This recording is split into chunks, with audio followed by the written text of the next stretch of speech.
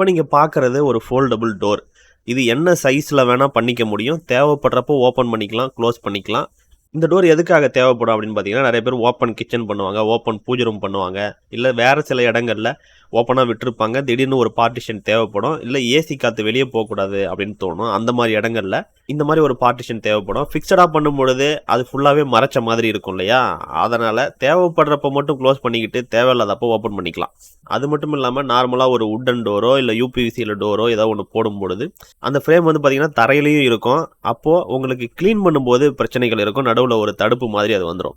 But இந்த door வந்து பார்த்திங்கன்னா ஃபுல் கண்ட்ரோலுமே மேலே தான் இருக்கும். கீழே எதுவுமே உங்களுக்கு டிஸ்டர்பன்ஸே இருக்காது. அதனால் நடக்கும்போது தடுக்கிறதோ இல்லை க்ளீன் பண்ணுறதுல பிரச்சனையோ எதுவும் இருக்காது. அது மட்டும் இல்லாமல் இந்த மாதிரி பார்ட்டிஷனை என்ன சைஸுக்கு வேணாலும் நீங்கள் பண்ணிக்க முடியும். இது ஃபுல்லாகவே வந்து பார்த்திங்கன்னா ஃபைபர் மெட்டீரியல் ஆனது. அதனால் மெயின்டெனன்ஸுக்கான பிரச்சனைகளும் பெருசாக இருக்காது. அதோட இதில் கலர் ஆப்ஷன்ஸும் இருக்குது. இதோட ப்ரைஸ் ஏதாவது? இதோட ப்ரைஸ் பார்த்தீங்கன்னா ஒரு 330 அந்த மாதிரி வருங்க சார்.